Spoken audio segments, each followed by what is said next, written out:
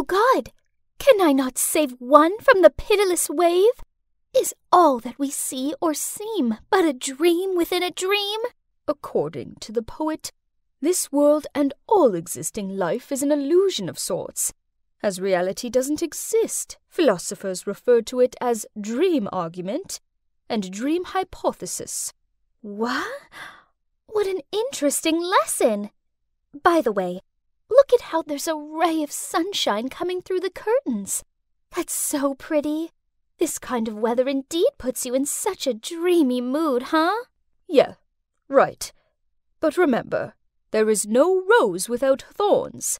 That sunshine may look glorious, but it will harm your eyes. Yeah, I know. The maids always tell me that sunlight is the enemy for me, for my beautiful, sensitive blue eyes. Looking at it once, and I'll never be able to see anything again. That's why I've never been allowed to leave this castle. My maids all look identical in those masks, don't they? When I was a child, of course, I once got curious, and I pulled one of them off. As punishment, I was denied dessert for a whole week. And worse still, it wasn't worth it, as the maid's face was exceedingly ordinary. The masks looked far better. Anyway, I suppose all that matters is that they take great care of me. Each day they bring me food, water, and new clothes.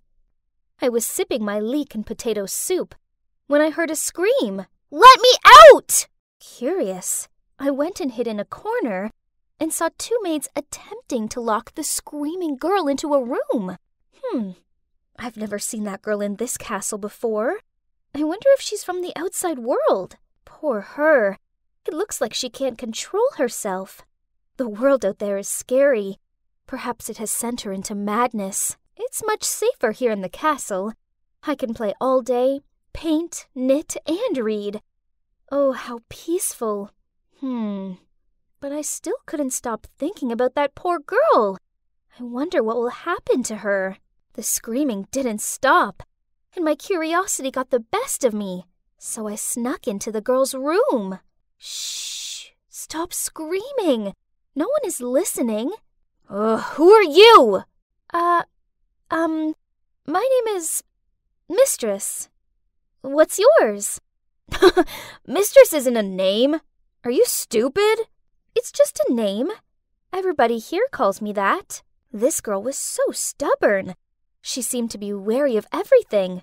Poor little outside world girl. After much persistence, she told me that her name was Nora. I was about to ask her why she was here, when suddenly 2 maids appeared and dragged me away. "Mistress, you should not interact with this wicked girl, and you mustn't be late for your embroidery class."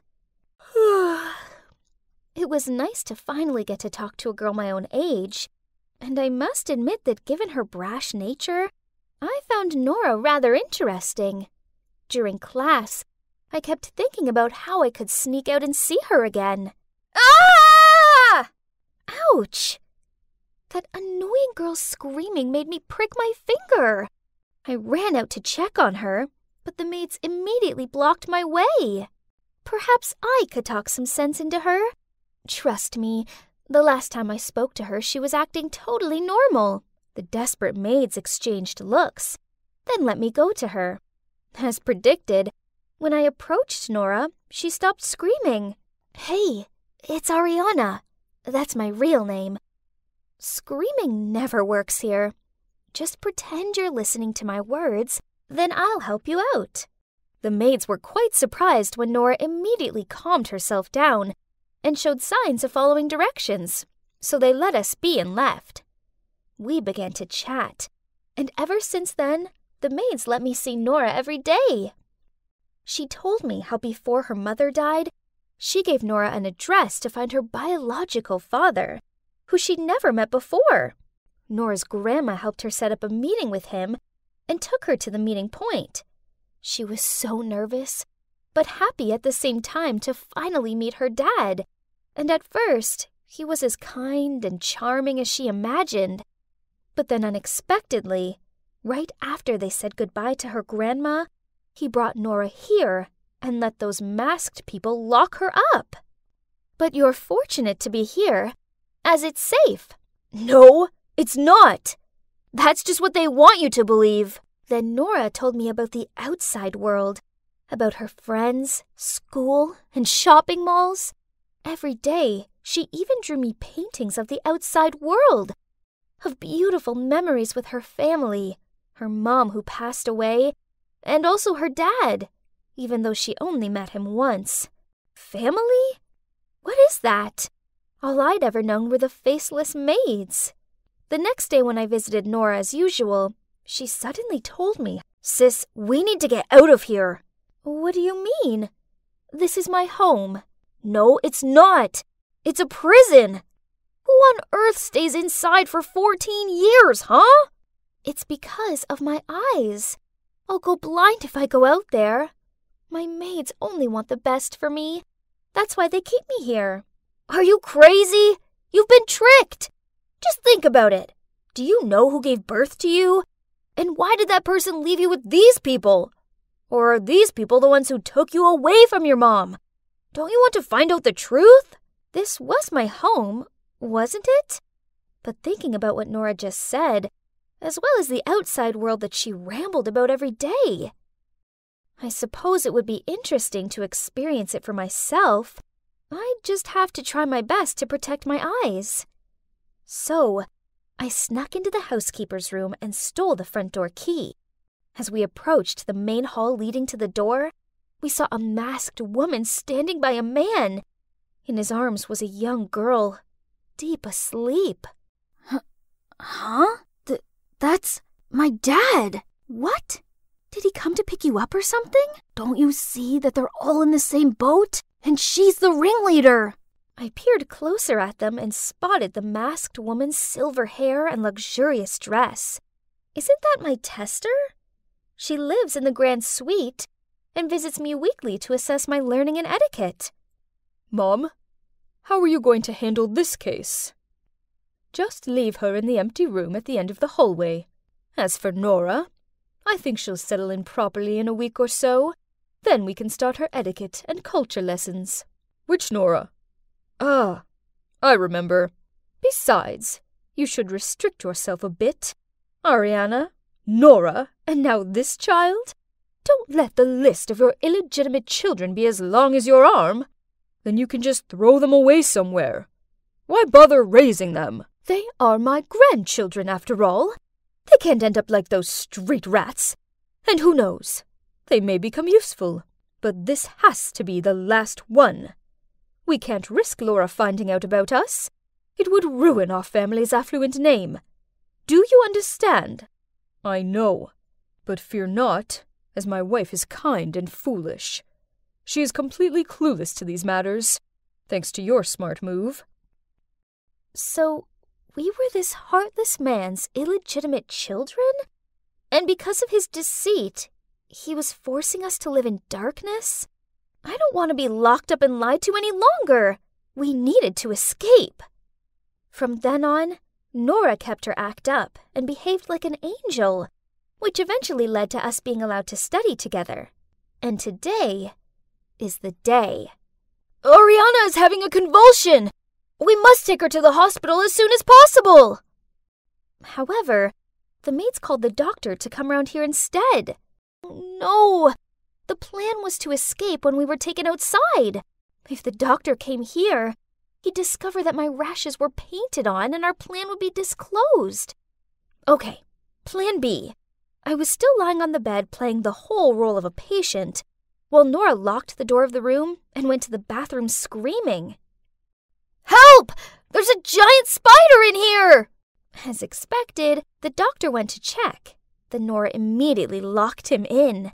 Then we quickly took the knotted string made of the fabrics and embroidery class out from under the bed and then escaped through the window. Ah! I got my head between my hands as soon as I landed. I didn't expect it to be so bright outside. It's burning my eyes, Nora! What? There's no time for your hysterics. You'll be done if you're stuck here anyway. Just open your eyes and run! Hurry up! But I'm scared! Huh? Nothing happened. My eyes seemed fine. But no time to celebrate, as then I saw, oh my God, a couple of maids were chasing after me. Nora pulled my hand and ran towards the garden. Fortunately, we were already out of their sight when... Woof, woof! A huge hound appeared out of nowhere and growled at us. I crouched down in a bush and watched Nora wave the dog closer, and then pat him. What? Magic! The dog suddenly became unusually obedient and led us to a secret place. A dog-sized passageway. I hesitated, but seeing the maids gaining on us, I reluctantly squeezed through it real quick. I can't believe I'm putting my destiny in the hands of this reckless girl. She said we had to get to her grandmother's house right away for help. What are those things running back and forth on the road? Why are they making that loud, annoying noise? And why is Nora waving her arms about? Did she want them to stop? Too bad nobody did, as she's no princess. We kept wandering until we saw something which Nora called a truck parked on the roadside. She rushed over, then helped me onto the back of it. Oh, it was full of bananas. I stuffed my mouth full of them to ward off my starvation, while the scenery kept changing. That thing stopped, and we immediately got off before getting caught. I held her tight, frightened of all the people around us. They kept staring at me. And what kind of style was that? They all looked very peculiar. Maybe they were just commoners. Then we used our power to demand a man to take us to Nora's grandma's. Oh, it was exhausting. What? The outside is actually beautiful, sparkling with all those lights.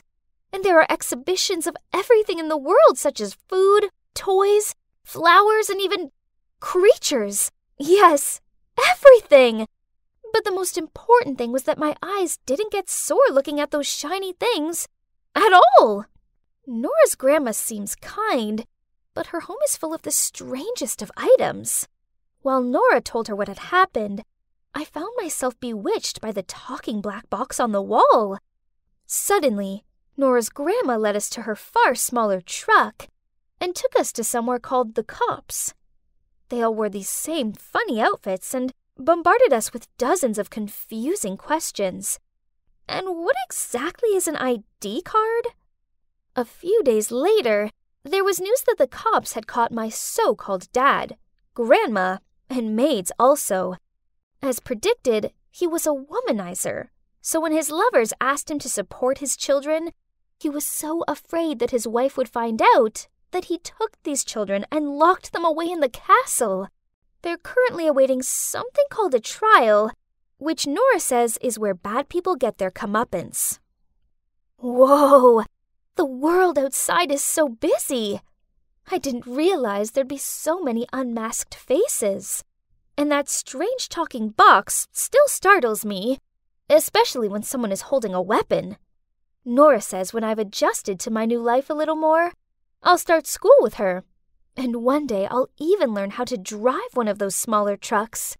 But firstly, she's teaching me how to dress like other people do, and use this brick to communicate with them.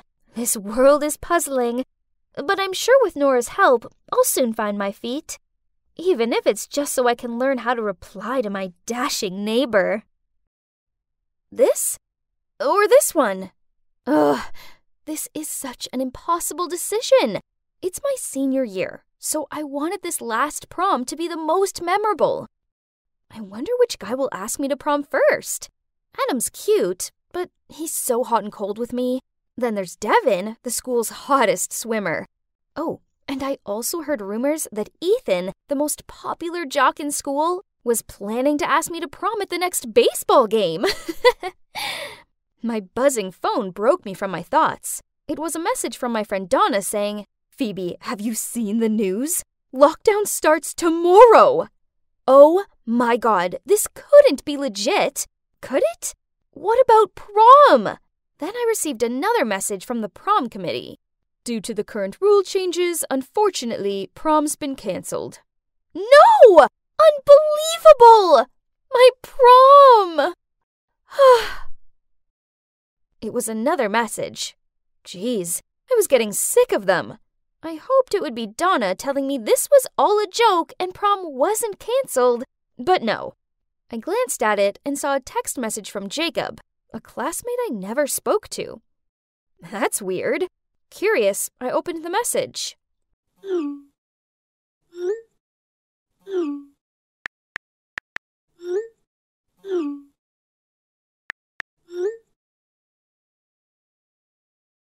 Hey, Jacob. So, what do you want to ask me? Hi, and, can you help me model for a moment? I'm applying for the Art Institute in Chicago, and the application deadline is tomorrow, but I need to submit a drawing. I'll be posing for you to draw? But I've never modeled before. This sounds super important. Shouldn't you ask a professional? Well, don't worry. I already have all the ideas, and I think you are the most suitable person to model for me, as you're a natural beauty, and that will show in my work. Especially your beautiful eyes. Okay then, if you say so. Let's do it. Jacob then instructed me how to pose. After that, he took out a piece of paper and started sketching carefully. Meanwhile, I was sitting there trying my best to help my friend by not moving. Now that I had time to really look at him, I think Jacob is really handsome. Especially when he's so focused on drawing like this. Why has it taken me 3 years of high school to realize this? Strange.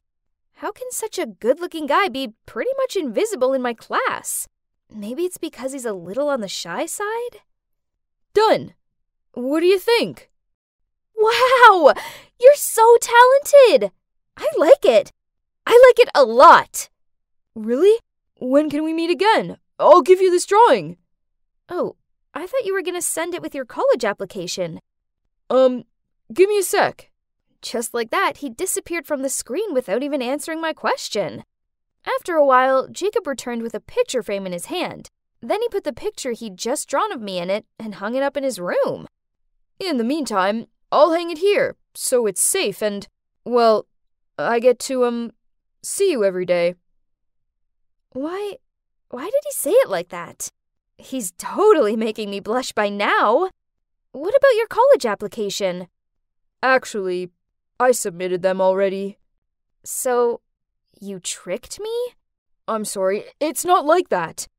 Actually, I wanted to ask you something else, but because I'm really nervous, I ended up blurting out that I wanted you to model for me instead. So what exactly do you want to ask me? If you don't talk, I'll hang up. Wait! I know it's canceled and all, but I don't want to spend the rest of my life not knowing your answer. So, if I asked you to go to prom with me, would you say yes? I don't know. Only when I receive an official invitation will I consider it. I was giggling to myself at this point. Our class's shyest guy was being so genuine. But then he took a deep breath and said boldly, Phoebe, will you come to prom with me? Aw, I have to admit, I was really touched by Jacob's invitation. So I replied, yes! Dinner's ready, hun. Oh, that's my mom calling. I gotta go. Yeah, you go eat. Thank you. I've received the answer I needed anyway. I gave him my cutest smile and then ended the video call. Swoon? My heart was fluttering. After that moment, I couldn't stop imagining how great it'd be. Only if we weren't stuck in this stupid lockdown. Jacob would have escorted me to prom and, oh my, imagine how perfect we would look together. Such a pity. Now all I could do was just think about him all day. A few days passed, only Jacob hadn't contacted me. Not once. This made me antsy. I was constantly checking my phone. Then there were times I was so close to texting him first. But for what reason, though? I had nothing to tell him. Aha! Got it! Phoebe? What happened? Jacob, I've screwed up. Calm down and tell me what's happened. I almost burned the house down. Huh? What? What did you do? I forgot to turn off the stove while frying the eggs. You see? Does it look like crime scene evidence? What have you done to the poor pan?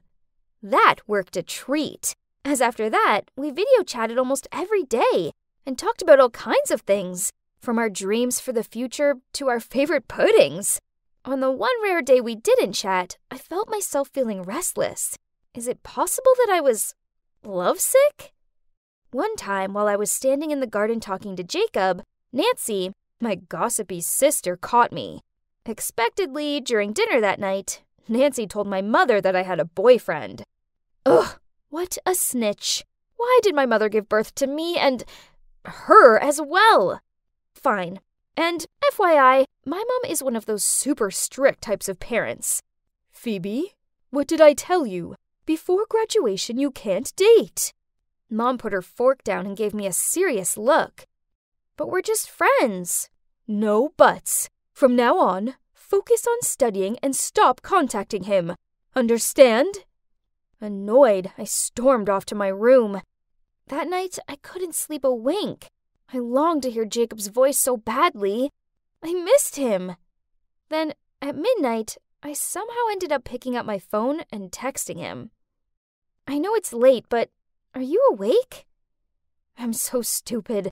Of course he wasn't going to be awake at this. Oh, it's Jacob. I'm awake. You want to talk? So he called me, and we talked in whispers so no one overheard me. I told Jacob about the argument with my mom. He advised me not to be angry with her because she just cared about me. Then he said, On your birthday this year, I'll come over and prove to your parents that you've chosen the right person. Choose the right person? What do you mean? I mean, will you be my girlfriend? I was still feeling somewhat confused when he suddenly started singing. But darling, just kiss me slow. Your heart is all I own, and in your eyes you're holding mine. I love that Ed Sheeran song. My heart melted with each word Jacob sang, and I found myself softly saying, I do. Oh my God, he's officially my boyfriend now.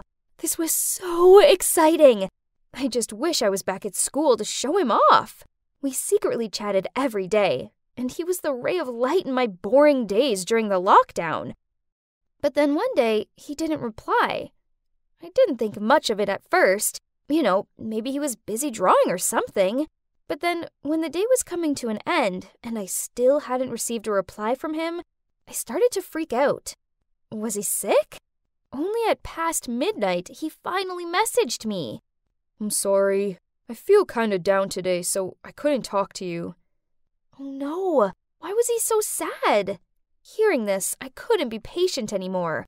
So I called him right away, over and over, but the only response was a long beep, then followed by a text a little later. I don't want you to see me in this state. I'm sorry. What was wrong? He was always such an optimistic guy. Something really terrible must have happened to make him feel like that. Feeling anxious, I continued to call him, until eventually he gave in and answered. Then he told me what was wrong. Lockdown was the final straw for his wearing parents, and now they were getting a divorce. I felt so sorry for him. Oh, how I wished I could have run to him right away. He actually only lived a few blocks away from me, so we planned to sneak out to see each other in the park. From a distance, of course. The plan was that I would open the door on the sly to run outside, while Mom was in the kitchen. Phoebe, what are you doing? I... Come inside and set the table. The food's getting cold. My plan failed completely. I'm sorry, I couldn't get out. My mom caught me. A few minutes later, Jacob's reply showed up. Turned out, he'd already snuck out and had been waiting for me at the park. I felt so guilty, so I called him at once. He tried to put on a smile, but I knew he was really bummed out, so I blew him a kiss to cheer him up. This really brightened him up. Then he said that as soon as lockdown was over, he was giving me a real kiss. Just like that, time went on, and we learned how to make the most of this relationship in the pandemic era. Everything was good until one day he told me some news that struck me like a lightning bolt. He'd received an offer letter from the art college in Chicago. He'd got in! Of course, Jacob was excited, and I was really happy for him. But Chicago was a whole different state, so I'd never get to see him. Jacob said he was still wondering if he should go or not, as he didn't want to leave me. Me neither, but how could I tell him not to go? Jacob, please go chase your dream. Don't give it up over a girl whose hand you've never held. If I go, then what about us? Just leave it. Whatever will be, will be. After that day, there were no more messages or calls from Jacob. Perhaps he was busy arranging things for college. I missed him so much, but I had to let him live his life. Then, on the same day Jacob left, I received a package. I took it up to my room and opened it. Inside was the painting which he had asked me to model for. It's really beautiful. The painting! Now how am I supposed to forget you when I have to look at this every day, Jacob? The city eventually came out of lockdown, and things were pretty much back to some kind of normal. It was just that I couldn't stop thinking about Jacob and how different things would be if he was still here. We hadn't spoken since that time we broke up. I guess it was easier this way, but it didn't stop it from sucking. And to make it even worse, today's my birthday, and all I could think about was him. I was sitting there trying to fake delight as my family brought me out a cake and sang me happy birthday. Hang on, who's that? Standing behind my parents? Oh my, it can't be! It's Jacob! Oh, yes. I found this one loitering outside. He seems keen to see you, and, well, it is your birthday, so I suppose I'll let the no boys rule slide for today. Mom smiled. I couldn't help it. I darted out of the chair and leapt into Jacob's arms. I asked him why he was here, and grinning he replied, I have a promise to keep. Then I introduced him to everyone, and being the perfect guy he was, he's really mature and friendly toward my family, and they love him. But soon the day ended, and he went to leave, so with reluctance I walked him out to say goodbye. Jacob then held my hand and said, Look, Phoebe, when I was away, I realized how much I like you, and if you have the same feelings, could we give this long-distance relationship a try? Without giving me time to answer, he continued, I'll try my best to contact and come back here often. I will never leave you feeling lonely. I promise. His words were really touching, but, Jacob, I'm sorry. I don't think we can do long distance. Why not? 'Cause I've applied to College Columbus in Chicago, and I got in.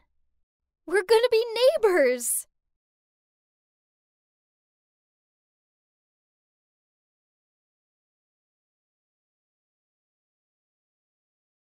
Hi, I'm Olive, and at the young age of just 23, I've decided I'm totally done with love. Why, you ask?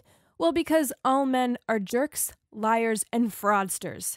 They're like magpies. They're always looking for something new and shiny to come along. So, your boyfriend is different? Yeah, whatever. I've heard it all before. I've believed it all before, too. Trust me. But as much as it sucks to hear that all guys are the same, I'll tell you why. It all began back in high school when I had a massive crush on this boy called Xavier. He was so dreamy, handsome, and talented.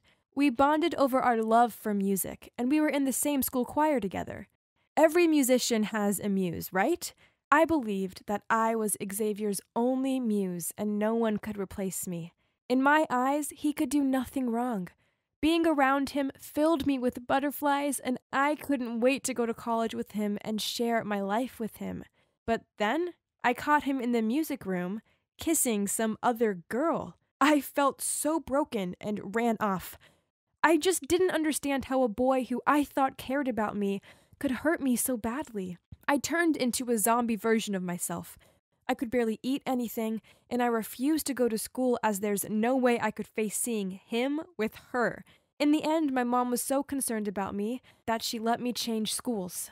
The problem was that it might have been a new school, but it was still full of jerky guys. I started dating this boy called Justin, but then he broke up with me for my friend Rosie. I had to endure sitting alone in the canteen and watching them feed each other yogurt. Gross. I thought that going to college would change my bad luck with guys and that they'd be more grown up about relationships. But no, turns out my first college boyfriend, Thomas, was two-timing me the whole time. I was clearly a magnet for bad guys, so I decided to use it to my advantage. In fact, their bad behavior is so predictable that I've managed to build a career on it. So after I graduated from college with a degree in business administration, I convinced my family to lend me money so I could open up my love trap business. Do you want to find out if your boyfriend's loyal or not? Well, my business can help with that. Hire me, and I can tell you if you're wasting your time with that charming guy or if he's one in a zillion. This isn't an investigation service or your regular kind of honey trap company. No. Instead, I help my clients determine if their partner is faithful or not, even before he actually has an affair with someone. Why waste your time and effort with a man who has a wandering eye? It's simple, really. If your partner likes tall brunettes, I'll send a beautiful girl fitting this description over to the place he'll be at. Naturally, I have different service packages to choose from to suit all budgets. For instance, level 1 is a brief encounter in a chosen location, while level 3 ups the stakes. Trust me, few guys can resist a super sexy woman. If your boyfriend passed our challenges, congratulations. But if he didn't, then we'd have pictures, videos, and messages to back it up. Of course, my client's discretion was the utmost importance to me. So, if questioned, then my girls would deny being hired, and who by? And they'd never go beyond the limits or allow themselves to develop feelings for the guy. As crazy as it sounds, I was doing really well with this job. Business was booming, and although seeing my clients burst into tears when I handed them pictures of their guy flirting with one of my girls wasn't fun, exposing a cheater made me feel satisfied. Then everything changed when Amy showed up at my office. She seemed like any normal client at first. She loved her boyfriend, but she just wasn't fully sure if she could trust him. A normal, boring case. At least, I thought it was until I opened up the folder with the information about her boyfriend. There, staring back at me, was a picture of Xavier. Whoa, I wasn't expecting that. Still, I kept my cool, smiled sweetly at Amy, and said, "Leave it to me." As if I was going to turn down this job and a large sum of money just because I had history with Xavier. Amy didn't know that, and she didn't need to. I'd send another girl along, catch him out, then voila. Amy would see what a jerk he was. Only that evening, I poured myself a glass of wine and looked through his folder. Geez, I'd forgotten just how handsome he was. By my third glass of wine, I decided that no one knew Xavier better than me. Therefore, I needed to use myself as bait and catch him out. The next evening, I put on my favorite dress and I went to the bar Amy said he'd be at. There he was, sitting at the bar and flirting with the pretty bartender. Some things never change. Then he turned and saw me. He looked shocked and said, "Olive, is that you?" "Oh, hi, Xavier," I smiled bitterly. "The last time I saw you, weren't you having fun with your new muse in the music room?" He looked confused and said he didn't understand what I was talking about, so I gave him a refresher. I thought he'd be ashamed that I caught him out as a cheater, but then he responded, "No, you've got the wrong idea. We were just practicing for the school play when she tried to kiss me all of the sudden. I bet you didn't stay until the next moment to see me push her away and tell her I already had my girlfriend. You're my one and only Olive, my muse." Suddenly, I felt so stupid that I didn't ask him directly that day, and just ran away without a word. If I had, then I could have had my dream life with him, and never had to experience those jerk guys. As I looked into his dreamy eyes, I realized that I still loved him, and I knew he loved me too. That Amy girl wasn't right for him. So when he asked me to go back to a hotel room with him, I didn't think twice about saying yes. After that, we started dating, and it felt good being able to trust a guy again. He was always spoiling me with romantic weekend trips and taking me out to expensive restaurants. But then one night, when I was with him at a hotel, and he was out of the room, his phone beeped, and I saw a message from Amy pop up. So when he returned, I used this as my chance to ask him, "Who's Amy?" He touched my hand and told me that She was just some silly girl he was pretending to date so her father's company would hire him for a big job. He promised that after his business contract ended, he wouldn't talk to her again. I'd failed to trust Xavier once before, and I wasn't about to do it again. Also, I need to help him with his business. So when Amy came to my office, I put on a smile and said, "Congrats, Xavier's one of the good guys." "Is that right?" She raised an eyebrow. Then she threw a pile of photos on the table between us. There were pictures of me and Xavier at the bar, at the mall, on our recent short trip away, and in a hotel foyer. Talk about a shocker. It turns out Amy wasn't as naive as I thought she was. She scowled at me and said, "Does your place even have rules for going to hotels with the customer's boyfriend to challenge him? Prepare yourself to go to courts, fraudsters." She left, leaving me trembling with fear. I was about to lose my business, and it was all my own fault. But at least I still had Xavier, the love of my life, right? I called him up in tears and expected him to comfort me. Instead, he yelled out, "You ruined it all, you loser! How dare you let Amy know about your embarrassing affair? Do you really think I'd leave a good girl like Amy for someone awful like you? Prepare for the trial, since my testimony will put you at a disadvantage." Now, I have a ruined career and a dented pride. I'm tired and exhausted, and the last remaining belief in love I had has been lost forever. But worse still, I don't trust myself. I hate the fact that I fell for Xavier's charms not once, but twice. But if I manage to get through this lawsuit without losing everything, then I want to start a new business. I don't want to be bitter forever. Instead, I want to do something with my life. Something that doesn't involve love, heartbreak, or anything in between, as I'm keeping my heart a no-go zone from now on.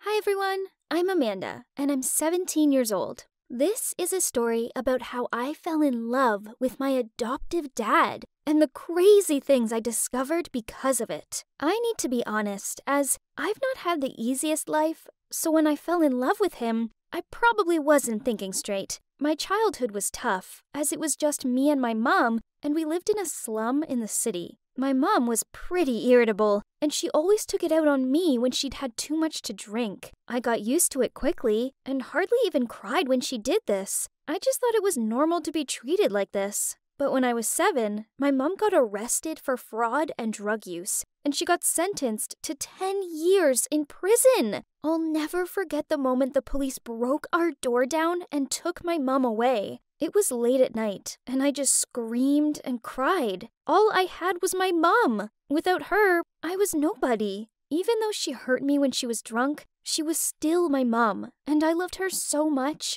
and she loved me too. After she was taken away, and the police said I wouldn't see her for a while, social services placed me in an orphanage. Life there was even worse than in the slum with my mom, but I told myself it was only 10 years, and that as soon as my mom was released from prison, she'd come get me, and that by then, she'd have changed and wouldn't hit me anymore. But that's not what happened. After 1 year, an old couple came to adopt me. They'd been trying to have a baby for years with no luck. I thought maybe this was my chance to finally have a loving home. They cried with happiness when they saw me. But the minute we got back to their house, everything went downhill. They were both quite old and strict, and immediately sat me down and went over their set of rules. It was torture. Anytime I did one thing wrong, like accidentally breaking a glass or spilling some soy sauce on the table, they'd punish me by starving me for the whole day, until I almost fainted.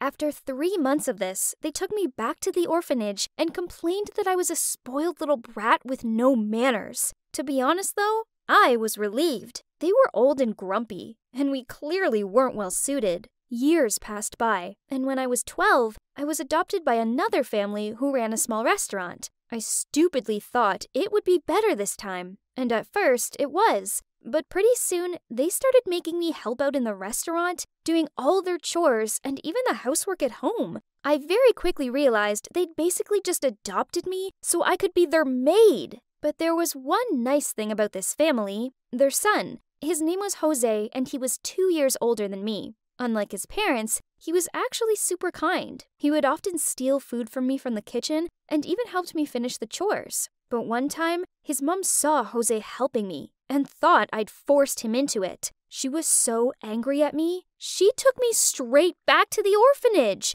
I couldn't believe it. After 4 years, they just sent me back. After those 2 disastrous attempts at being adopted, I thought I'd never find a family who actually wanted me. I pretty much gave up all hope and resigned myself to the fact that I just have to endure the orphanage life until my mom got let out of prison. But then, one day, a man named James came to the orphanage to volunteer, and that's when my life changed. He looked quite young, around 40 or so, and he had a kind smile. Often, I'd catch him looking at me, and it made me feel quite shy. No one had ever paid me attention like this before, not even my mom. Then one day, the woman who worked at the orphanage took me aside and told me that James wanted to adopt me.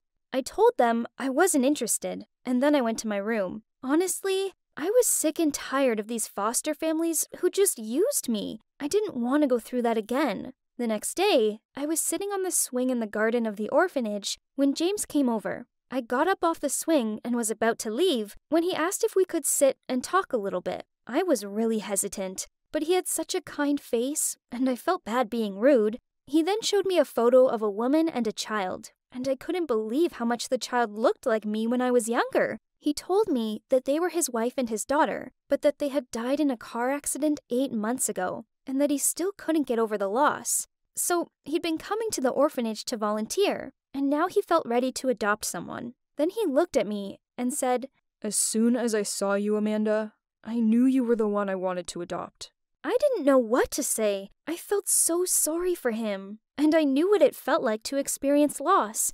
So I told him I'd be happy if he wanted to adopt me. He was so excited, and the very next day, he came to pick me up and take me to my new home. I was quite nervous, but as soon as I saw how cozy the house was, covered in family photos and with a nice bedroom for me, I knew I'd made the right decision. James was the perfect adoptive dad. He was polite and kind and always listened to me. He didn't make me do chores, and he didn't create a strict set of rules for me to follow. With him, I could just be myself, and for the first time in years, I was happy. He made me laugh so much. Finally, life was good. But there was just one little problem. You see, I was a teenage girl, and the more time I spent with James, the more I started to think I liked him in a way that wasn't appropriate for a relationship between an adoptive dad and his daughter. One night, he was getting out of the shower, and he'd left the door open. I saw him standing there, wearing a towel around his waist, and I couldn't take my eyes off him.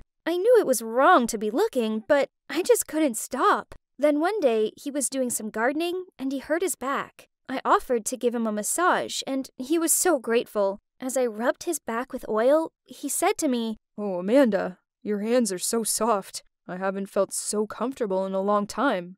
I was glad he couldn't see my face because I was blushing like crazy. Afterwards, he offered to give me a foot massage, but I said no because I didn't think I'd be able to handle it. I liked him so much, and that night, I went to bed wondering if he liked me too. And then one night, he asked if he could read me a bedtime story. Even though I was 16, he said he'd always read to his daughter and he missed it. So I said sure he could. And then, you won't believe it, he fell asleep next to me, in my bed. I barely slept a wink that night. I just watched him as he slept and had to stop myself from reaching out to stroke his hair. I so badly wanted to tell him how I felt. But for now, this was enough. Just being close to him and getting to have a peaceful life together. Little did I know that our peace was about to be disrupted. A woman moved in next door to us. Her name was Rosa, and she was seriously gorgeous. After she'd unpacked, we went over to say hi, and straight away, I regretted it. She immediately started flirting with James, even reaching out and stroking his arm as she said, "Oh my, look at those muscles. I'll need your help setting up my kitchen, if you don't mind." James just laughed and said he'd be happy to help. As we walked away, I looked back and saw Rosa checking out James, and I knew she was going to be trouble. And sure enough, after that first meeting, she kept popping up. The next day, she asked James to help her fix a light bulb, and then a few days later, she came over with a plate of muffins to thank him. She never really spoke to me. She only had eyes for James, and I didn't like it one bit. Was she trying to steal him from me? The more she hung around, the more jealous I became. Everything had been perfect until she turned up, and now I was so scared James would fall for her and I'd be all alone again. My feelings were becoming so intense, so I decided there was only one thing for it. I had to tell him how I felt. I was pretty sure he had feelings for me too. I had to act quick before Rosa made a move. Hey, Diana here. Last time you saw me, I had received some life-changing news. I'd lived in a beautiful castle my entire life, but only as a servant to my best friend, Princess Anne, until I was revealed a huge secret. I was actually the daughter of the late Queen Mary. Only she wasn't dead. She was being held prisoner by her sister, the current Queen Miranda. Also, that made me a real princess. I was still skeptical about it, so I went on a mission to find answers and free Mary. I found a friend in Harry, a delivery driver for the castle, who showed me the poor conditions most people in the kingdom were living in. But the thing is, I didn't spill a word to anyone about my identity until I received my DNA results, confirming a connection with Queen Mary. Why? All this time, you've been keeping it from us? Your citizens? I had my reason, okay? And I only found out about this not long ago. But yes, Queen Mary is indeed still alive. Then I began to tell Harry and his father the whole story. I know it sounds crazy, but I believe you. DNA doesn't lie. I'm sorry for doubting you. But the important thing is, you're the true heir to the throne. You're gonna be the key to end Miranda's tyranny. Slow down, son. We'll need a perfect plan, or else it would cost us our lives. And we can't do it without you, Diana. I couldn't help but feel overwhelmed. The fate of the whole country was now resting on my shoulders, and I wasn't sure I was ready. I needed a little time to clear my head, so I took a walk through the town street, only to see this heartbreaking scene. Please, Diana, help us. Our supply is running out, and we'll soon owe grand tributes to the palace. Next month is Princess Anne's coronation. I didn't know what to say to them. I couldn't promise I would succeed. Gosh, I just needed one moment away from all this. I snuck away to a hill, and shortly after, Harry found me. You're okay? I'm sorry if I put a lot of pressure on you. Just know that you don't owe us anything, and it's up to you whether you want to do this or not. I really appreciate that. But yeah, I knew I had to do this, just not sure how. Don't worry, okay? We'll figure this out together. For a minute there, I lost track of everything as I gazed into his sparkling eyes. But this is not the time, Diana. I shook my head, and when I opened my eyes again, the lights from the aristocratic area lit up. That's when it hit me. Hey, let's ask the Noble District for help. They have more resources than they could ever need. We've tried that, but every single time they'd send hunting dogs to chase us away. So they're just as corrupted as Miranda. Then we'll have to take it from them instead. Let's assemble the people. The next morning, everyone gathered at the square. I had rehearsed my speech all night, and I was ready. Citizens of our kingdom, listen to me carefully. Rise up and reclaim what belongs to you from the nobles and the dictator Miranda. We can't keep our heads down and put up with this anymore. We need to unite and fight them for our resources. But we're not fighters. They take us down immediately. That won't happen. We outnumbered them by a wide gap. We can beat them if we're willing to. So, what do you say? No one replied. They all looked concerned and doubted my words. Right then, some nobles walking their ferocious hunting dogs passed by. Hey, what the heck do you think you're up to? Dissolve, immediately! Then they released their barking dogs on the crowd. People started screaming in fear. I tried my best to calm them and bring the truth to light. Can't you see? These people and the Queen live in luxury because they robbed us of our food, our wealth, our dignity. Do you know what the beef and pork you worked so hard to raise are used for? To feed these dogs. Meanwhile, all you have to get by on is dry, moldy bread. And you're just gonna accept that? Do you want to spend your whole life bowing down to these cold-blooded people? I held my breath as they murmured to each other. Then they stood up taller, stronger, together. Get out of our town. You have no power over us anymore. They shouted at the nobles, forced them and their dogs to retreat. The people cheered as they left the city square. Harry and I looked at each other, knowing we needed to act now. So we led the people to the nobles' food storage to reclaim everything that rightfully belonged to them. The news of her coup quickly reached Queen Miranda, who issued a nationwide warrant for my arrest. I had to watch my back everywhere I went, but luckily, the citizens were looking out for me too. Like when the soldiers were on to me, Aaron, the flower shop owner, told me to hide in his flower cart. When they approached, he replied, "No one is here except me, you fools. Get out of my way." Then continued to push his cart away, leaving the soldiers dumbfounded. Another time, I was on the run again from the nobles when the trolley came near. The driver told me to hop on, then handed me a uniform and a fake mustache, and voila! We confused the heck out of those nobles. But there were many more encounters like that with Miranda's minion. It'd be a matter of time before they caught me, so we had to overthrow Miranda before that happened. At the same time, we also needed to get a stable food resource for the people. I knew the castle's layout like the back of my hand, so we hatched a plan to sneak in. And we had to take action before the coronation ceremony, when Anne is supposed to ascend the throne. If not, Anne would just become Miranda's puppet, and the country would endure her tyranny for many more decades. This was our only chance, because the palace's security would be at its most vulnerable since everyone would be gathered at the chapel preparing for the coronation. It is time to end this, once and for all. The night before the coronation, we snuck into the castle as planned. I led a group of people disguised as servants down to the dungeon to rescue Queen Mary. Meanwhile, Harry led the rest of the storage warehouse to seize the largest food storage in the palace to make the enemy surrender entirely. But when we arrived at the dungeon, Miranda was already there. "Diana, what are you doing here? Run, now!" "Shut up, sister. I was waiting for my niece." "How did you know I'm here?" Do you genuinely believe you could pull off this foolish treason plan without my notice? Guess you really are nothing more than a dumb maid. Guards, bring them out. I turned around and saw the guards dragging Harry and his team to the cellar. My guards have already captured your other crew in the warehouse. It's time to end your ridiculous rebellion. You... Unless you'd like them to be banished from the kingdom instead. Do whatever you want with me, but leave these people. Miranda smirked hearing my words and ordered the guards to throw me along with the others in the cell. Please, Miranda, she doesn't deserve to rot in here. You still can't shake off that rambling habit after all these years, sister? You'll never get away with this. You've oppressed your own people to their limits. Someday soon, they're going to rise up and overthrow you. Big words for such a little brat. Let me guess, even you couldn't tell that your own partner is my right-hand man, aren't you? What? Harold, the Count? You're lying. It can't be. Harry, why are you standing there? Say something. But he only turned away, in shame. So this is real? Had he been pretending to be on the people's side all along? What about his family? I asked him to turn you over for my guarantee of his family's safety and a lifetime supply of food, and he agreed. He had no obligation to you now. He's already betrothed to Princess Anne. Betrothed? You'll have the rest of your life in the dungeon to think it over, brat. Harold, let's go. I was dumbfounded when I suddenly heard a familiar voice echoing through the dungeon. Diana, where are you? Anne, is that you? I'm straight ahead. There you are. I was so worried when you suddenly disappeared.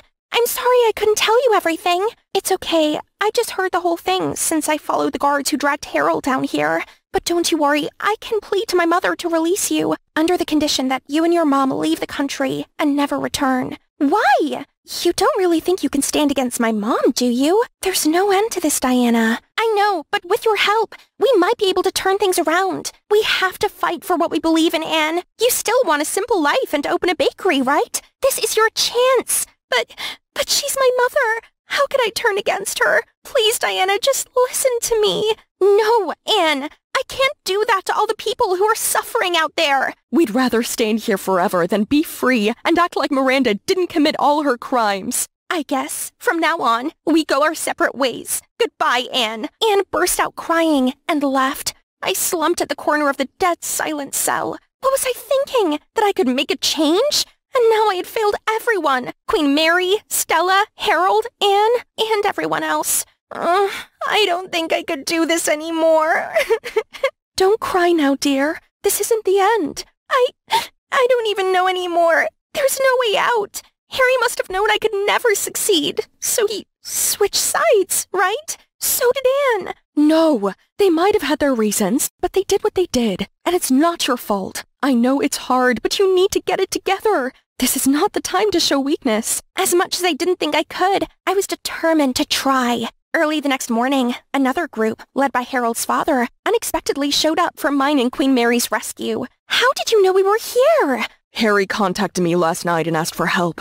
So, here we are. You see? Not only me, but the people also believe in you. I suddenly understood why Harold had to pretend to be on Queen Miranda's side yesterday. He had a backup plan all along. Now we needed to go stop the coronation ceremony ASAP, before it was too late. When we arrived, Anne was already walking up to receive the crown. I dashed through the spectators to get to the front of the crowd. Stop! I object to Princess Anne's coronation because I, Diana, daughter of Queen Mary, am the legitimate heir to the throne, and I have the DNA test as proof. The crowd grew loud as they reacted to this news. Even the soldiers stopped in their tracks. Guards! Seize her! Before they could reach me, Harold and a group of civilians created a human shield around me, ready to protest. Order! Order! That evidence is fabricated and there's no proof of its validity. Don't be fooled by her. At that moment, Queen Mary finally made her entrance, and the crowd went dead silent. Citizens of our kingdom, I'm your Queen Mary, and I'm very much alive. But I've been held captive for so many years by none other than my sister, Miranda. It was she who took advantage of my weakness after Diana was born to seize control of the kingdom. Now, she and all of you know the truth, and you know that Miranda is not your— Stop all this ridiculousness! I am still the queen of this kingdom, regardless of how. This is treason. Seize them all, now! But no one did as she said. The soldiers, officials, and the entire crowd turned to face Queen Mary and bowed before their true queen for the first time in 18 years. Miranda angrily charged towards us, but she took a surprise detour to prison, where she'll await trial. Then an official returned the crown to Queen Mary, but she didn't put it on. Instead, the ceremony was started again, and I was crowned as the new queen of the kingdom. Are you sure? I still have so much to learn. Why don't you see it for yourself? All hail Queen Diana! Thanks to you, we are saved from the famine and the dictator. You gave us a better life. You are the queen we've been praying for. I could burst out crying hearing their chanting. You see, being a queen is not about immense wealth or influence. It is truly about what you have to offer to the world and who you are inside. And you, my dear, are ready for this.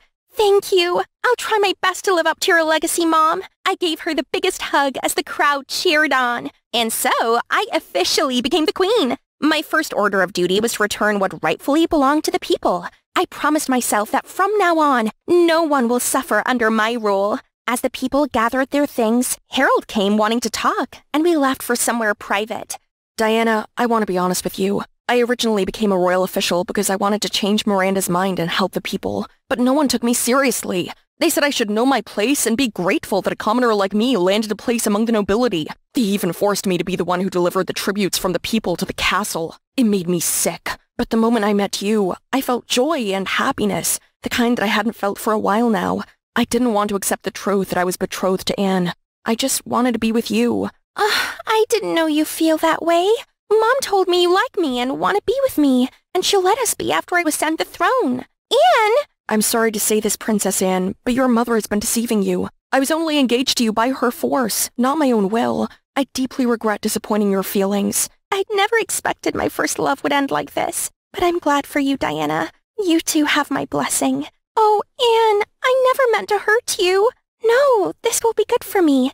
I can finally leave the castle and have a normal life. Become a baker, like I always wanted. Thanks to you, Queen Diana. As sad as it made me to lose her, we'd grown up together after all. I knew it was best to respect her decision and let her go. It was what we both needed. Now that everything else is sorted out, I can breathe a sigh of relief. Oh, wait. Not yet. Harry or Harold? Which one is it? Whichever one you like. Let me make this clear. I'm still mad at you for lying. So you'll face punishments, mister. Well, look who's flexing their power on day one of the reign. What? You dare challenge the queen? No. This humble servant of yours is ready to obey the almighty queen's orders for the rest of my life. Then I order you to kiss me now. At your service, Your Majesty. Then he pulled me closer and swept me off my feet with the most passionate kiss ever. Guess my story does end like a fairy tale after all, huh? There he is, my favorite person on Earth. He should be the first one to see this. Ivan, look! I did it! I passed my exams! Top of my class! Wow, that's amazing! Look at our little genius. You know, when we did algebra, I was terrified. But then I was like, it's just math. I got this. And boom, look, I got an A. Of course you did. You are a genius. The best of all of us.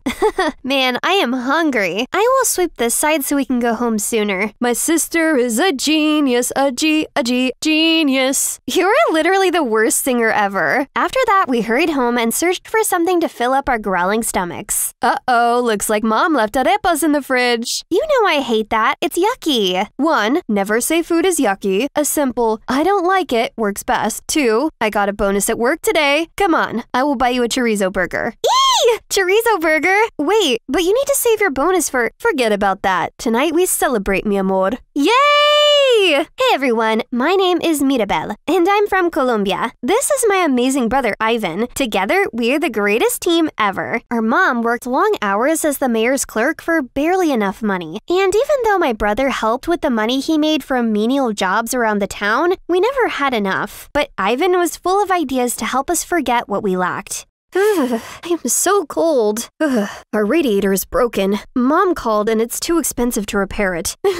I'm so sorry, guys. But if I pay for this, I don't know if we will have enough to eat. It's okay, Mom. I have an idea. Let's move all our beds to the kitchen and use the stove to stay warm. Mirabel, you always wanted to go camping, right? Today, we're going camping in the kitchen. Awesome! He always knows how to turn things around like that, even though our living conditions aren't all too great. But with Ivan around, it felt like nothing could go wrong until... Mira, the most exciting thing happened today. So while I was sweeping the streets in the city, this man in a suit came to me, and long story short, he wants to take me to be a model in America. What? America? That's so far away, Ivan. I know, but I am going to be a model, and that means I am going to be traveling all over the world. I am going to be like a bird, and after a while, I will take you guys to America as well. I'm happy for you, but I don't know what I would do without you. Oh, come on, genius. You can write me every week, and when I've earned enough, I will buy you a phone so we can video call all the time. You promise? I swear it on my life. Ivan left home a few weeks later, and from that day, life sucked. There was no one waiting for me at home after school every day. Mom had to start working even harder, and I was lonely and miserable. Every Saturday, I walked for 30 minutes to the post office, hoping to get letters from Ivan. No letters yet, dear. I have told you you don't need to walk here every week. Once you have a letter, I will rush on my bicycle to deliver it. What if you forget? Or you have so much work and you don't get to me in time? Don't worry, I like walking here. Walking is healthy. Okay. We have a rusty old bicycle in the back. You can have it for your trips here. No one uses it. Please don't say no. It hurts me to see you make this tedious trip every week. Thank you so much, sir. That is so kind. I promise one day I will repay your kindness. I know you will. I excitedly went to get the bike. This probably was the first time I felt happy about something after Ivan left. I was pedaling while humming my favorite song when I bumped into a rock which made me lose balance and head straight to the sidewalk. Oh my god, I am so sorry. It's been a long time since I rode a bicycle. A bicycle? You call this death trap a bicycle? Now I have to get a tetanus shot because that filthy thing touched me. I am sorry. Yes, the bike is dirty, but I don't think you will get any diseases. And I am supposed to take your word for it? Do you even know what a tetanus shot is? Listen, boy, I have said I am sorry, and I don't know what else you want from me. I am very sorry. Goodbye. How dare you? Come back here. With my new bike, I dropped by the post office more often, but life didn't get any better, as there was still no word from Ivan, and later that summer, I graduated high school. I knew my mom couldn't afford college, so I got a job helping the postman deliver his mail. One day, I had to deliver mail to the Santiagos. They were the most powerful family in our town. Their house was a castle. My heart was tumbling in my chest as I placed the mail in their mailbox. As I turned to leave, I heard a voice from the hedges. I looked over and saw the devil boy.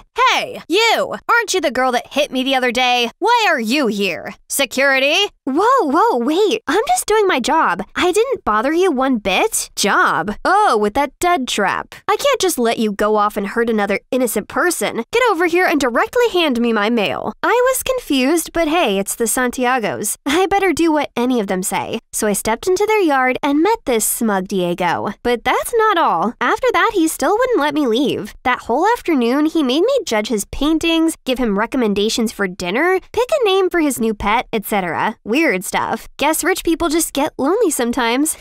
And that went on every single day after. Gosh, why do the Santiagos have so many males? And every time I got to their mansion, Diego was already there by the gate waiting and bombarded me with 1,000 silly side quests. He even followed me on my mail delivery. What are you doing? Too rich you don't know how to spend money and time? Well, don't you see? I'm spending them all on you. Haha, right, I'm flattered. Seriously, do you really think our family has that many mails every day? It's all my love letters to bring you to me. Then suddenly, he leaned in for a kiss, but I dodge it. Why? You don't like me? People like me don't get to like people like you. Your parents would destroy my life if we're a thing. Look at me. I will never let any harm come to you. You are the only joy in my day, the love of my life. I need you. Just trust me. Okay. And just like that, we started dating. I didn't think of him this way at first, but I guess his sincerity had gotten to me. He's always around, he gave me all the caring and attention I haven't had in a while, which made me feel like I wasn't alone anymore and I could get through everything, thanks to our love. One day, I came home after a long day and I found my mom outside. Everything we owned was littered on the streets. Mom, what happened? What's going on? I don't know. I just got here and I found these men here, moving our things. I tried to speak to them and they pushed me down. As we spoke, a flashy car pulled up right in front of us. So, this is the girl you have been wasting your time with? Look at her, filthy, poor home. You are a disgrace and a disappointment, Diego. Diego? What is going on? Dad, you can't interfere in my life like this. Fine then, make your decision. Break up with her or I'll disown you. Not even 1 dime to your inheritance. Daddy, that's not a funny joke. We will sort this out. Mirabelle, I was just bored and you're just a gold digger. We both know that, so... What? You promised to protect me! I'm sorry, sweetie. Don't listen to that. I'll explain tomorrow, okay? Then he quickly got in the car and they drove away. I tried to contact him first thing in the morning, but to no avail. I sneaked up to his house, but only to hear the maids saying he's already long gone to some European dreamland, continuing his lavish life among lavish people as his dad wished. So, my so-called loving boyfriend has left me for his dad's money. But without so much of a proper breakup, while his family is destroying my life, getting us kicked out of our own house, and even getting my mom fired from her job, I felt like breaking down. I've lost everything. This life was just out to get me and I wanted to give up. But looking at Mom, I couldn't bring myself to do so. I wish Ivan was here. He would know how to fix this, as he would never give up. That's right. I was raised by my wonderful brother, and maybe it's time for me to channel his strength and fill his shoes, keeping this family alive and well until he's back. So, swiping the pain aside, my mother and I gathered what we could, and we left town because we knew the Santiagos would never let us have peace. We went to live with an aunt, Mom got another job, and I started working as the judge's assistant at the local court to support her. One day, I was at work scheduling meetings when I heard a voice that left me shell-shocked. Excuse me, is the judge available to meet me? Ivan? Mira, it's really you. Oh, I have been looking for you. You left us. I waited for you. We waited for you for 2 years. I am sorry, Mira. I tried to reach you, but America was hell. There was no modeling contract. I got there, and I was worked like a horse. My boss prevented me from writing letters to you guys. When I could finally write home, I never got any response. I thought something had happened to you guys, so I came home 3 months ago, and I have been searching for you guys since. Mira, life has been hard for me, and I thought I lost you guys too. I am so sorry. You are home now. Ivan being back brought joy into our lives again, but he was very sad. He wasn't the Ivan I knew. All he did was sleep and being all depressed, and it broke my heart to see him that way. Ivan, you need to snap out of it. What am I supposed to do now? Go back to sweeping the streets or go back to America and start from zero? How do I know things would be different now? I have learned that if you want to make something happen, you have to do it yourself. Ivan, we are going to America. I was saving my salary to get a college degree, but we are going to use it to go to America. You are right. There is nothing for you here, and it's going to be different this time because you are going to have us. But what about you? You were supposed to go to college. Yes, but you are forgetting that I am a genius. I will always find a way to make it work. Okay, let's do it. America was different. Ivan actually got a modeling gig this time, and in 6 months, we were comfortable enough that my mom didn't need to work long hours. Everything was looking up. I applied for a national scholarship, which I won, and I got to go to law school. I graduated top of my class, and I can never forget the joy on my mother's and brother's faces when I read my valedictorian speech on graduation day. Ma'am, there is a client insisting on seeing you. I can't take any more cases, and I have to go to court in an hour. He is insisting, Ma. Fine, send him in. Mira, is it really you? Oh my God, I saw on the TV that big case you won, and I knew I had to come see you. Diego? Hello, how can I help you? Wow, you are even more beautiful than I remember. Let me stop you there. I don't have time to reminisce on the worst times of my life. Be quick. What do you want? Mirabel, you know I had to do what my dad wanted. He was going to disinherit me. I didn't want to hurt you. What do you want? Okay, my company, we are having an issue with taxes, and we need a good lawyer. Everyone is recommending you as the best in town. Please help me, for the old time's sake. Sake? I'd spit on that sake. You're delusional if you think I would ever help you. I hope your company burns. It's been nice chatting with you, but I have to head to court. My fiancé is waiting downstairs. Goodbye, Diego. I hope I never see you again. Do you know what it feels like to live in a splendidly luxurious castle, wearing extravagant dresses, indulging in exquisite dishes, and always having servants take care of you? Well, actually, I don't really know either. I'm just a little maid who's fortunate enough to be friends with Princess Anne. Oh, by the way, my name is Diana, and I was born in the palace of a small European kingdom. Sounds like a fairy tale, doesn't it? Well, I don't exactly live a fairy tale life. I'm only here because of my mother, Stella. She had devoted her entire life to serve the queen, so in return, I was allowed to live in the castle. And when I grew up, I became a servant to Princess Anne, who was just a few ages older than me, so we immediately hit it off. Ironically, though, I'm not quite cut out to be a servant. I'm a bit, okay, maybe very clumsy, and I tend to be less helpful than I actually should. When all is quiet, it's likely that I've just hidden myself away in the library, lost in its endless sea of books. It would be more fun if Anne was just as happy to spend time in the library as me, but she doesn't care much for reading or studying. She said it makes you age like crazy. But still, she must attend her mandatory classes, by the Queen's order, of course, although she'd much better enjoy cooking, cleaning, and decorating. So whenever there weren't eyes on us, Anne and I would help each other out. I would sneak into her classes, listen to the tutor attentively so I could help her with assignments later. In return, she'd help me with the palace's errands. Anne was how I imagined having a sister is like. We just got each other's back. I knew the real Anne. I supported her passion for baking even when her own mother forbade her, and I was the only one who knew about her big crush on Count Harold, who often came bearing tributes from the people. Anne was so kind that she always gave me plenty of good food to share with Mom and other maids. But Mom wasn't too thrilled about this. For some reason, she was always anxious seeing how close me and Anne were. Don't forget your place, Diana. Princess Anne is still royalty, and you're just a little maid. Be sure you never cross the line with her. She's just trying to help us, Mom. Don't worry, I'll be careful. Then one day, Anne found a beautiful vintage dress from her closet and convinced me to try it on. I agreed, and once I stepped out of the changing screen, Anne was amazed. See, you'd make such a gorgeous princess. Did I ever tell you you remind me so much of my aunt, the late Queen Mary? I don't have much memories of her, but I've seen her picture in the royal family tree, and you very much shared the same aura with her. I wish, Anne, but if I were a princess, I would have people do whatever I want. Like, fetch me my robes, servant, and when you're finished, my toes could use a salt bath. We were just messing around when Mom came storming in. Diana, how dare you desecrate the princess? I told you not to cross the... She didn't finish her words, but fell to the ground, holding her chest in pain. I rushed over to her as Anne ran to the hallway looking for help. Mom! Diana, I need to tell you something. No, Mom, save your strength. The doctor will be here any minute now. No, Diana, you listen to me. I've been hiding the truth from you your entire life. It's time you learn. What? What do you mean? I'm not your birth mother, Diana. Just find my safe, okay? The answers are there.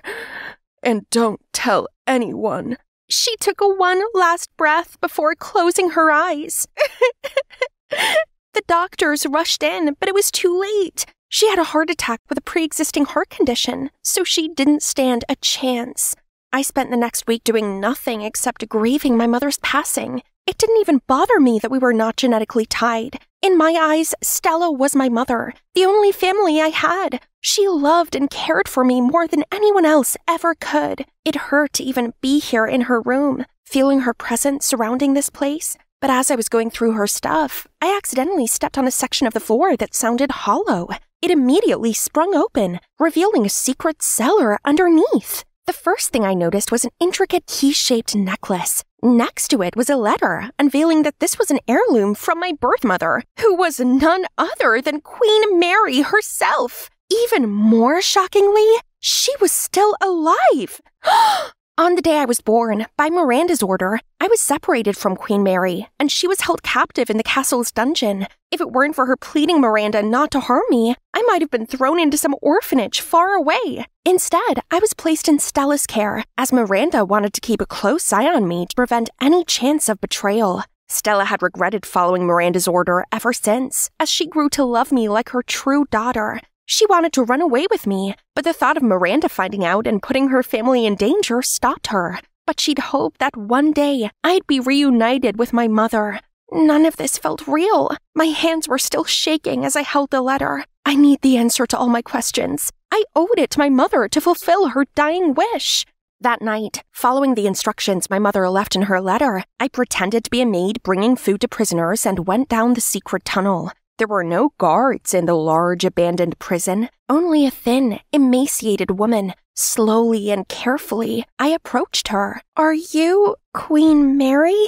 I handed her the necklace. The woman's eyes lit up, and she looked up at me in shock, tears welling in her eyes. "Diana." I nodded. She pulled me into her arms and cried in joy, but then she abruptly pulled away from me. "What are you doing down here?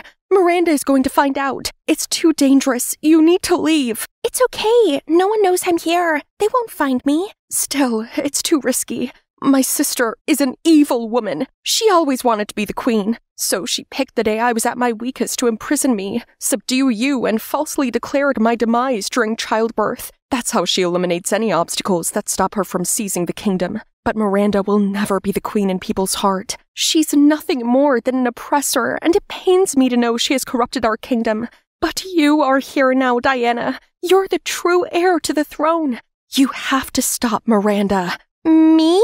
I still haven't dared to believe any of this is real. I grew up just a little maid who's never been formally educated. What can I possibly do to overthrow someone in control of an entire country?" "Diana, I'm sorry I couldn't give you a better childhood, but I know, deep inside, you are a strong, resilient girl. Stella told me all the time how smart and bright you are, as she brought me food. Me and her both believed in you. You have the power to make things right." My mind was still swirling with all this new information, things that just seemed impossible, unbelievable. "I understand why you might be doubtful, but here, leave the palace and test your DNA against mine. Once you confirm your identity, you can decide what to do next, but you can't stay inside the castle any longer. 'Cause once Miranda finds out you know the truth, she won't leave you alone." I hesitated for a moment, but I knew what needed to be done. So, early in the morning, I packed up some belongings and grabbed some food before sneaking into a freight truck that was about to leave. But then I suddenly bumped into someone. "Hey, watch where you're going!" "Shh! Keep it down!" "Why? Don't tell me you're some kind of thief." "No, I'm a maid. I'm just not allowed to go outside the palace. But, the princess desperately wants to make a Dutch chocolate cake, and the storage is out of ingredients, so I need to go to market." "And did you plan to sneak into my truck and have a free ride there?" I didn't know it was your truck, but if you can help me, that would be lovely." "And what would I get in return?" "My company." "Fair enough. It's a lonely ride. By the way, what's your name?" "Diana. What's yours?" People call me Harry. Now let's get going." We hopped into the truck, and Harry turned out to be not such a bad companion. It was nice to have someone else my age to talk to for once, especially a handsome one. Then he turned on this music that's called pop. I swear, it was so good, I couldn't help grooving along. This song is my favorite. Do you know it? Nope. The Queen doesn't even allow us to own a radio. Oh, wow. Maybe I can sneak one in for you. I would absolutely love that. After a while of driving, we took a break in the forest to stretch our legs. I shared with Harry some cookies and baked earlier today, when suddenly a snake coiled around the lower part of my leg and sunk its teeth into it. Pain immediately shot up. Moments later, Harry dislodged the snake and threw it away. Then he leaned over, sucking the venom out of my wound without hesitation. I blushed, both confused and flattered. He grabbed some clean cloths in the truck and helped me bandage the wound. I'm sorry, that was weird. No, that was kind of you. And I really hate to say this, but I don't think the snake is poisonous. I read about it in a book once, but still, thank you for saving me. His face turned bright red even for minutes later. It was so cute. We then continued our journey. When we arrived in an aristocratic area where people seemed to be living in luxury, I began to doubt that the kingdom was as poor and in bad shape as Queen Mary had said, until we arrived at the commoner community. I was taken aback by the small buildings and houses that were old and crumbling. The market was basically desolate, with only a couple of sellers in sight. I couldn't even find any baking supplies there. It was growing dark, so Harry asked if I wanted to crash at his place. I had nowhere else to go, so I agreed. Harry's house was shockingly small, but it was clean and cozy. His father is a doctor, and his mom takes care of his 3-year-old sister. They kindly welcomed me and invited me to have dinner with them. Although it was frugal, to say the least, and I could tell that everyone was still hungry after the meal. I have a loaf of bread in my pack. I'd love to share it with you all if that's okay, to thank you for your hospitality. Harry's mother smiled and nodded, and his little sister squealed in delight as she dug into the loaf of bread. Since the famine began, everyone has suffered, even the ones with good jobs. We've all needed to tighten our belts a bit. Just then, a loud thumping sounded at the front door. Open this door now, or we will kick it down! As Harry and his parents rushed to the door, I hid in another room, afraid that I would be recognized. The guards were there, demanding tax payment, or else the family would be removed from their home. It hurt me to watch them fork over the money, searching their pockets to count every last coin they had. That night, I tossed and turned. I couldn't stop thinking about how Queen Miranda could oppress her own people to this point. I was flooded with guilt, thinking about how gleefully Anne and I would share the tributes taken from these poor people, unaware that they were suffering and starving. I couldn't stay in bed any longer. I crept out into the hallway and down the stairs, and suddenly spotted Harry's father, reading a book under a lamplight. I'm sorry to disturb you. No worries. Anything I could help you with? I actually do need your help.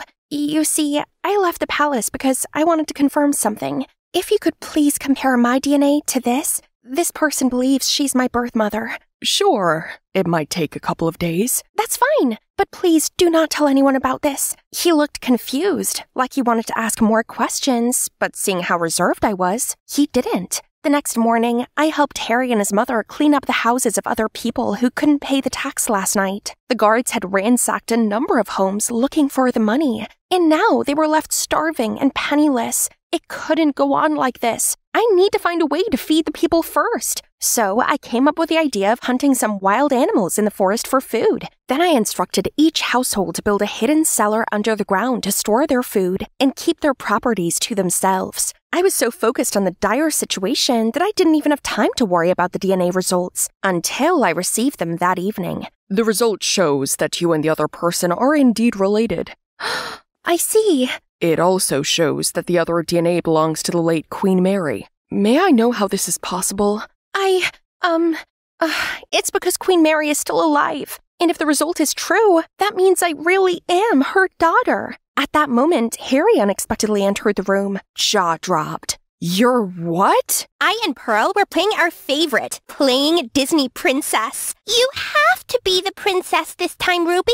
We're gonna make a perfect Elsa and Anna. No, I'm going to be your knight, fighting all the bad guys and protecting you, milady. Then a maid knocked on the door with a phone in her hands. That might be my parents. Ruby, the school called again. How on earth could you get all these words spelled wrongly? What kind of nurse is spelled with a Z? I am really trying. It's all right, Bae. Studying isn't for everyone, and she might be of a sport type. Sweet Pea, could you just try a little more next time? Good girl. We have to go now. Bye. I know you can do this. You just need to keep practicing. You're perfect, just the way you are. Hi everyone, I'm Ruby, and this is my little sister, Pearl. Since my parents were always away for business trips, it's always just been me and her, growing up together. You already know I was terrible at studying, but Pearl was nothing like me. She was a genius. What are you doing, Pearl? For God's sake, it's 6 a.m. The sun is still sleeping, and you should be sleeping too. Absolutely not. Today is my first day in high school, and I have to make a good impression. My streak must continue. Straight A's since 2015, I know. As if your valedictorian title isn't impressive enough. I might be Ruby, the dumb kid who couldn't read half of a word, but it doesn't matter, because now I am Ruby, the awesome soccer captain. Yes! Go Ruby! That's my sister, everyone! I led the school soccer team to win multiple trophies, and I also aimed at the varsity scholarship myself. Studying was still a nightmare, but I gradually accepted that I wasn't born for studying, but for soccer. So all was well. So that morning, I was walking with Pearl on her first day at school when Beth and her clique approached us. Hey Ruby, ready to flunk your junior year? Aw, Beth, still salty because Coach left you on the bench yesterday? My advice for you would be to learn how to actually play soccer. Unfortunately, some of us have other things going on to focus on, like our brains. Oh, oops, you don't have one. You can't understand. Sorry. Boo-hoo, funny. That's Beth on my soccer team who always messed with me like everyone else. But all's good now, as I had my dear sister studying in the same school as me. Sis, I found my class. I have to go now. Bye.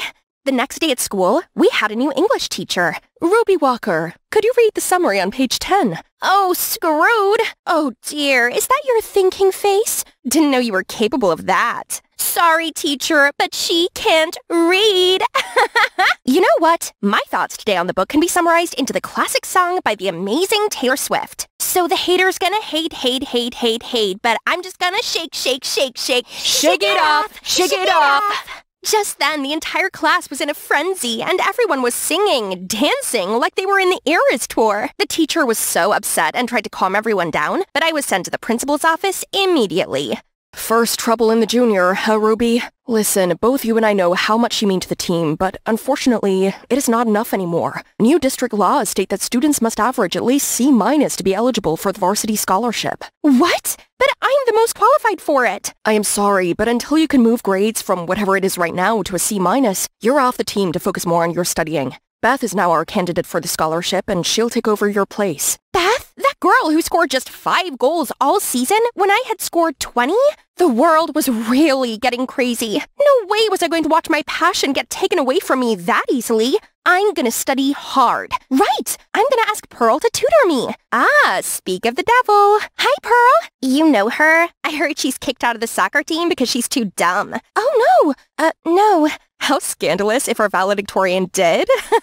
Well, maybe now wasn't a good time. That night, I dozed off at my desk writing 4 words over and over again. I am not dumb. The news had spread that I got kicked off the team because of my grades, and the kids at school were vicious with their insults. Like I didn't have enough issues already, Pearl started to avoid me like a plague, as if she's ashamed of me. So I couldn't ask her to tutor me either. It's like the whole world was going against me. The district superintendent was visiting our school, and the principal chose the 2 smartest kids to give a welcome speech, Pearl and a new student, Joe, from my class. So we started to hang out a lot at our home to prepare for the speech. Hey, Ruby, need any help with tomorrow's test? Nah, I am famously unteachable. Don't waste your time on me, and Pearl is waiting for you. It's all right, she can wait. Let me help. Surprisingly, for the first time in my life, I felt like I could actually learn. There was something about the way he taught me that made me absorb knowledge naturally. Like he understood me and my struggles. Hey, there you are. I've been looking for you. We have a test coming, so I was helping Ruby. And we have a huge speech to give on Thursday. You know nobody actually listens to those speeches, right? Right. Anyway, I trust you to come up with something incredible. Pearl stormed out angrily, but the only thing in my mind then was that I actually could learn. Hey, Joe, please teach me more. Joe could help me learn to get better grades, and then I could finally get back to my team and win the scholarship. Later that night, when I was practicing some test questions Joe gave me, Pearl barged into my room. I am not comfortable with you spending time with my boyfriend alone. Boyfriend? I didn't know you were dating. Well, not yet. Not with you hogging him and not giving me space to charm him. Oh, sorry. I was just excited. Joe is an incredible teacher. I was actually learning. Yeah, right. Of course you're capable of that. Pearl left my room, and it felt like a knife went through my heart. Since when did she think of me like that? Like everyone else does. But she always believed in me. The next day was the speech, and even though I was heartbroken, I still went to support her, and I clapped the loudest after she gave her amazing speech. Thank you for granting us a chance to study here. On behalf of the whole school students, I'll try my best to bring glory to our school's tradition. Wonderful speech, but I think before you bring glory to our school, shouldn't you teach your beloved sister, Ruby Walker, how to read first? I mean, maybe your dummy sister could learn 1 or 2 words from you before getting kicked out of her school. The whole auditorium burst out laughing, and my rage was filling my body. I lunged at Beth and grabbed her stupid ponytail until she screamed so loud, even the moon could hear her. Teachers and guards tried to separate us, while other students were excitedly shouting and cheering. In the middle of the messy crowd, I saw Pearl look at me in shame.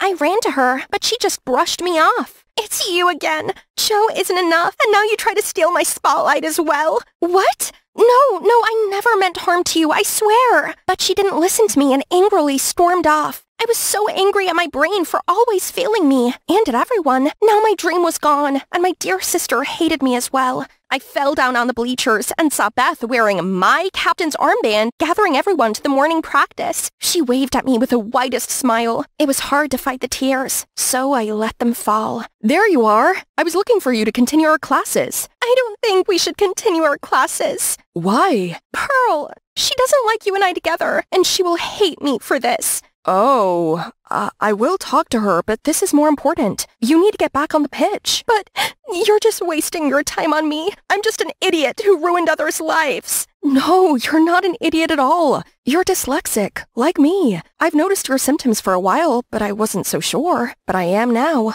Dyslexia? There's a name for this? So I'm not stupid? No, you just learn differently. I will help you and teach you all the things the specialists taught me. My mind was fuzzy. I gave Joe a hug without thinking. I felt relief spread all over my body. I wasn't dumb. I was dyslexic. At home that night, I searched everything about dyslexia and even took an online assessment when suddenly Pearl barged in. You told Joe I like him? Yes and no, but not like that. Well, thank you so much. He just called to tell me he just considered me a little sister. And you know what? I saw you hugging him on the bleachers this afternoon. So you were going behind my back all this time? What a sister! Don't ever speak to me again! Pearl stormed out and kept her words of never speaking to me. It broke my heart to see us parting like this. Luckily, Joe comforted me and helped me stay focused on studying. Now that I knew what my problem really was and how to fix it, I improved every day. The letters didn't make me dizzy like before anymore, and our effort finally bore fruit as I got my first B- ever on a test. And in no time, I got called to the principal's office. It has been incredible watching you turn your grades around. Good job, Ruby. I always knew. You're a gem like your name, and you just need some sharpening. Welcome back to the team. Thank you! I ran out of his office and rushed to find Joe immediately. We did it! I'm back on the team! Congratulations! But that was all you. You did it, Ruby. That moment would have been perfect if I could celebrate with Pearl. I knew she didn't want to talk to me, but I really wanted to share this with her. But upon seeing me and Joe, she was just shooting me death rays. The joy in my mouth instantly turned to ash. I just wished we could go back to the old good days together, but I had no idea how. With me coming back to the team, I reclaimed a captain title and was eligible for the varsity scholarship. And of course, my impressive record easily got me the win. Congratulations to Ruby Walker for winning this year's varsity scholarship. Come on stage. Thank you very much, sir. All I can say is I'm immensely grateful for this chance, and I'm gonna try my best. Hi, everyone. Ruby's too shy, so she did prepare a speech here. Good luck. Except that I didn't prepare this note. Everyone in the audience all locked eyes on me, and I was sweating all over when I took the paper from her. Today is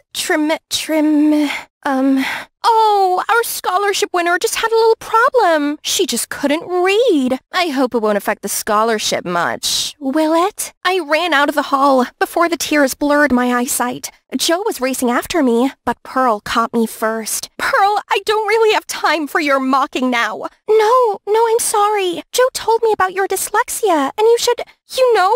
Yeah, but it can wait. But you need to go back there right now. You've tried so hard to earn this place. I wouldn't let my sister waste it just because of Beth's dirty move. Joe also nodded encouragingly at me. Pearl was right. It's my passion. It's me or no one who would claim it. So I walked back into the hall, and as soon as I appeared, everyone started to laugh. I stepped up to the mic, took a deep breath, and read the speech. There were still some stumbles and stuttering, but I went through to the last word. Hi, everyone. I'm Ruby. You all can see I have some troubles reading because I have dyslexia.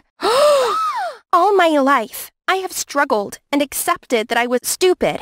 Until now, I know I'm not. I still haven't figured out how to read big words, but I am not ashamed of my struggles anymore, and no one should bear the troubles I've had. Dyslexic people like me need others to help us, to acknowledge our difficulties, and to be given a chance like any others. We're not dumb. We just need a different way to learn. Thank you. The hall was completely silent for a while before standing up for an ovation. I walked away from the podium to see the scowling look on Beth's face. I went backstage, where Pearl gave me a warm hug. I'm so proud of you. And I'm sorry, I should have helped you, but instead I've been horrible or even cruel to you. Yeah, you've been forgiven. So now could you please just stay quiet? I just want to hold my little sister longer. I missed this hug. I missed Pearl. My Pearl. It's good to have my sister back. And just like that, my life was back to normal. Of course, with some changes. There's something I need to tell you, Ruby. I'm sorry for the Joe thing. I let jealousy take over me and said bad things to you, but I realized he and I would never become a thing. But you would. Huh? No, we're just friends. Are you? Now come with me. Then she dragged me to the living room where Joe and another boy were standing. Then she placed my hand in Joe's. Joe, could you please take care of my sister when I go out with my boyfriend? Sure.